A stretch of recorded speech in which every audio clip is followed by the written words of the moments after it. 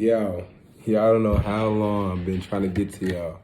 So, earlier today, I said I was going to talk to you a little bit about painting a picture of your goals so that you can start to illustrate it early on. So, essentially, when you paint a picture, your mind tends to draw a lot of resources to help you produce that image, or it allows you to kind of take on that image as something more solid. So when it does that, you are more likely to kind of reach that goal simply because you're able to completely visualize what that looks like. Obviously, visualization involves you seeing, so seeing something to paint a picture, it just sticks to your mind. Think about it like how kids are able to dream so big. It's because of the way they learn. Most kids are visual learners. We all are visual learners in the beginning, but sometimes we kind of lose that. Not losing the fact that we're visual learners, but losing the way we can connect to that modality of learning. So by painting a picture with your own hands, it will allow you to to see that goal even more clearly. Then once you can see the goal even more clearly, you can at that point set a plan to help you get to it. So think about it this way. Say you decide you want a home. You want a family to live in that home with you. You want a job that has you coming home from work in the middle of the day. You want to be like a nurse, and you want to come home in your scrubs or with your surgical bag or whatever things that you have with you when you're a nurse, and you want to be able to come home to your kids and then have dinner with them. So paint a picture that depicts all of those. Paint it with very bright colors. Now, when you paint these things with those very bright colors, you'll find that it stands out a lot. It's something that's appealing to the eye. Whether the drawings are great or not doesn't matter. It's more so about the colors. So don't just draw it and leave it black and white. Make sure you add lots and lots of colors, very bright, vivid colors, things that stand out, things that draw you in when you look at it. Then start to apply that to your life. Now, the way you do that is you don't necessarily have to apply the exact thing that you want right now, but you have to find a way to start to live in that space right now. The way to do that is instead of you essentially, bring down the hue. So if it looks like the perfect scenario for you, looks like you coming home to kids sitting down as a nurse. If you're currently in school for these things, why don't you go volunteer at a nursing home? Or volunteer somewhere where you can be of service to people in need, whether it be medical, whether it just be people in need. Because that will be that very vivid picture of you being a nurse in a lighter hue. So maybe you're not getting paid the big bucks, as the nurse you want to be, but by being of service in that way relative to the medical field or somewhere close to that realm, you allow yourself to start putting your whole self in the presence of your goals.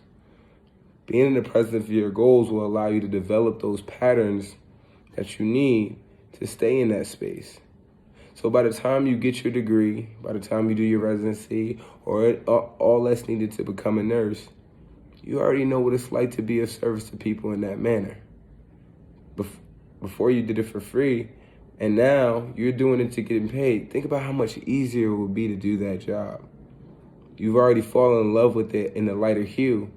When it becomes a brighter vision, you have the opportunity to fall even deeper in love and not get stressed out or bogged down by the effort it takes to be in that space.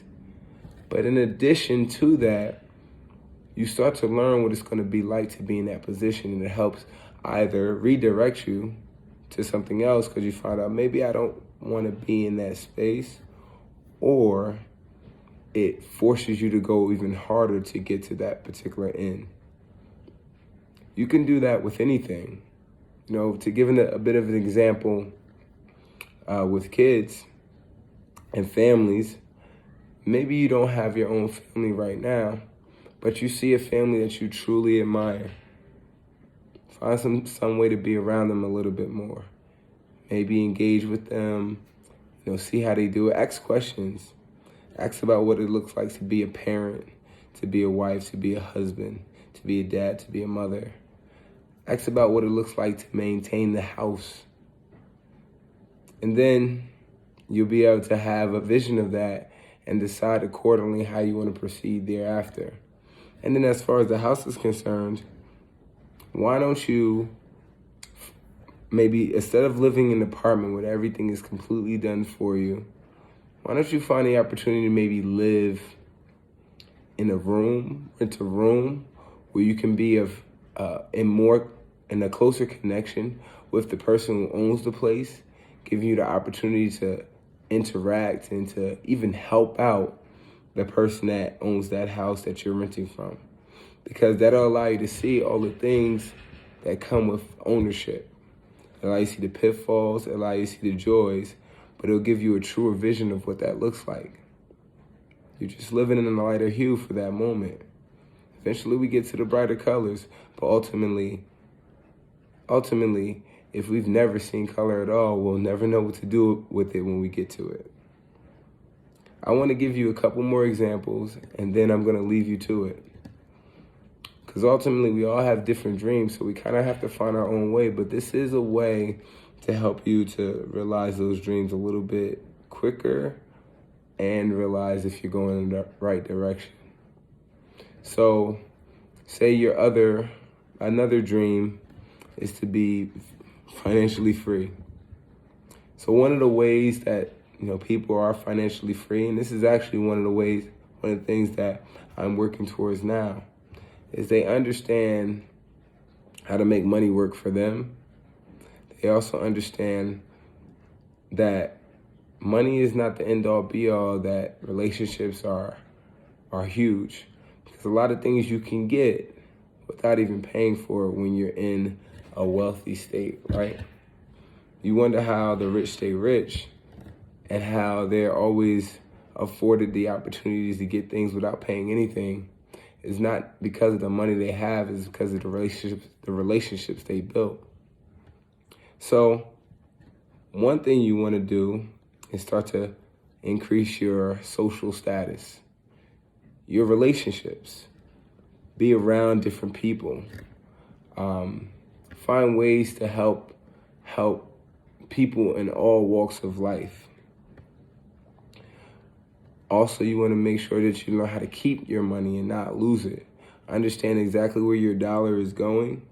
Find a job for every dollar, which you may have heard on some of these awesome financial mentorships that is out there. But yeah, it's a great tool. Find a job for every dollar.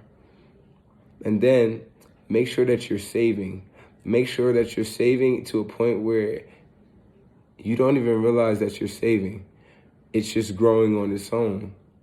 So find ways to invest your money in a manner where you feel it's, financially savvy, but it's not something that you miss. And as that happens, you can keep increasing the amounts.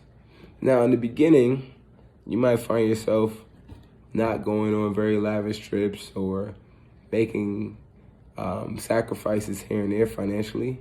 But what you're doing is you're creating habits that once you get to the space where you have more money, that you can keep that, and you can reign in that space.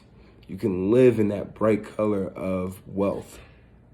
But once again, live in the lighter hue right now, so when you get to the brighter colors, they don't seem unfamiliar. They just seem a little slightly different from where you've been, but all too familiar from what you have set up for yourself in the past. I hope this helps. I hope this allows you to dream huge, to see yourself in the best possible light that you can see yourself. I hope it allows you to start to put together the system that allow you to get to those goals. I'll be looking forward to speaking to you soon. Have a great night.